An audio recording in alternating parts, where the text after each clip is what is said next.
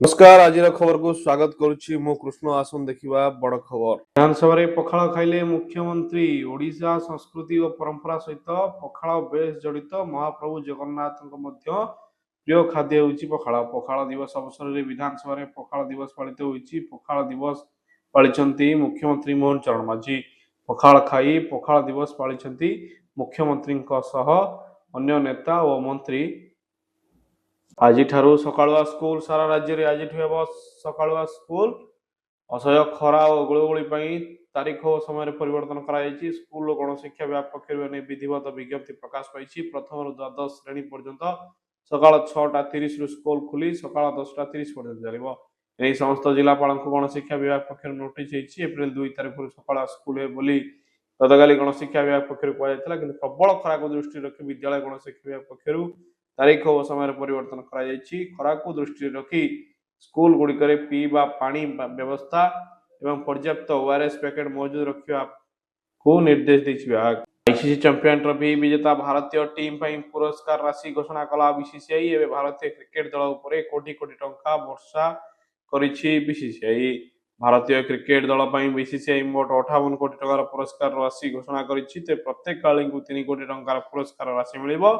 BCCI सचिव देवजीत साइकिया घोषणा कर। समीर महांती ओडिया ओलंपिक एसोसिएशन नुआ सभापति वरिष्ठ बीजेपी नेता तथा राज्य बीजेपी पूर्वतन सभापति समीर महांती कई प्रतिद्वंदी नथिबारु बिना निर्वाचन सभापति हेबा एक प्रकार निश्चित। समीर 6 उपसभापति, जड़े साधारण संपादक, 2 जन जुग्म संपादक, जड़े कोषाध्यक्ष और 11 काउंसिल सदस्य बिना निर्वाचन निर्वाचित हेबे। आसंता 30 तारिख में विधिबद्ध भाव घोषणा हेबा से दिन ही दायित्व ग्रहण। आईपीएल 2025 आरंभ पूर्व राजस्थान रॉयल को झटका। मैच पूर्व दल नहीं बड़ निष्पत्ति। सैमसंग स्थान में रियान पराग संभालिबे दलर दायित्व। संजू सैमसन आहत जनित यही कारण राजस्थान रॉयल रियान पराग को दायित्व देछि। आईपीएल रियान पराग अधिनायकत्व खेलिबार देखा राजस्थान रॉयल्स प्रथम मैच 23 मार्च रे सनराइजर्स हैदराबाद विपक्ष प्रथम थर रियान पराग अधिनायकत्व दायित्व ने। कटणा हटाई बीसीसीआई बॉल रे लगाई परिबे लाड़। बॉल रे सिल्वा बा लाड़ लगाइबा कटकणा को हटाई बीसीसीआई।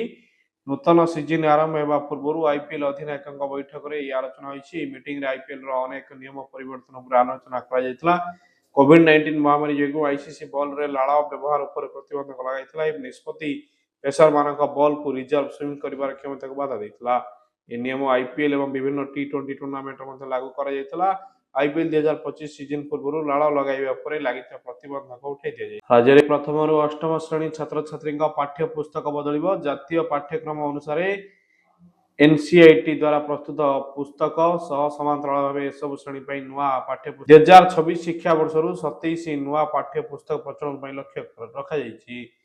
जातीय शिक्षा नीति लागू नहीं भोपाल स्थित आंचलिक शिक्षा प्रतिष्ठान पूर्वतन अध्यक्ष प्रोफेसर नित्यानंद प्रधान अध्यक्षता राज्य स्तरीय कमिटी गठन होती। कमिटी जातीय पाठ्यक्रम रूपरेख अनुसार राज्य पाठ्यक्रम रूपरेख प्रस्तुत कर। भितर 3टी बैठक अनुष्ठित हो सारी। आसंता 23-26 रु 30 तारिख मध्य चतुर्थ बैठक अनुष्ठित हो पाठ्यक्रम और पाठ्य पुस्तक समीक्षा गठन हो।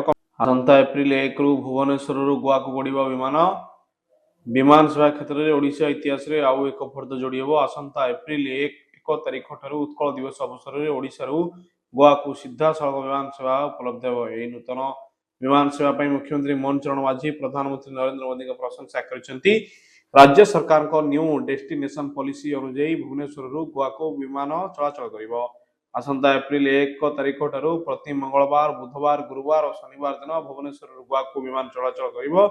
घरे विमान कंपनी इंडिगो रे भुवनेश्वर विमान यात्री गोवा जाई परिबे। पुणी गोवा इंडिगो विमान रे भुवनेश्वर फेरी परिबे। केंद्र सहायता राज्य सरकार विकसित ओडिशा को दृष्टि रखी देशर विभिन्न गुरुत्वपूर्ण स्थान को विमान चलाचल पदक्षेप नहीं। सोनाखणीर हेय बोलुची ओडिशा मिलिलानी 1,500 कोटी रु अधिक।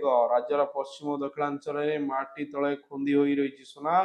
देवगढ़ पर सुंदरगढ़, नवरंगपुर, कोरापुट और संबलपुर भी मिलिलानी सोनार संधान। पूर्व देवगढ़ जिलार आड़ासराम पाली अंचल मिलता सुना खनि भारतीय भूवैज्ञानिक सर्वेक्षण संस्था द्वारा स्तर में अन्वेषण बेले सुना पत्थर संधान मिलता 2 तंबा पत्थर ଜଣା ପଡିଥିଲା। ଏବେ ସୁନ୍ଦରଗଡ଼, ନବରଙ୍ଗପୁର, ଅନୁଗୁଳ, କୋରାପୁଟ, ମାଲକାନଗିରି, ସମ୍ବଲପୁର ଓ ବୌଦ୍ଧ ଜିଲ୍ଲାରେ ସୁନା ଖଣି ଥିବା ସୂଚନା ମିଳିଛି। ଏଯାଏ 15,000 କିଲୋଗ୍ରାମରୁ ଅଧିକ ସୁନା ସନ୍ଧାନ ମିଳିଥିବା ନେଇ ବିଧାନସଭାରେ ସୂଚନା ଦେଇଛନ୍ତି ଖଣି ମନ୍ତ୍ରୀ ବିଭୂତି ଭୂଷଣ ଜେନା।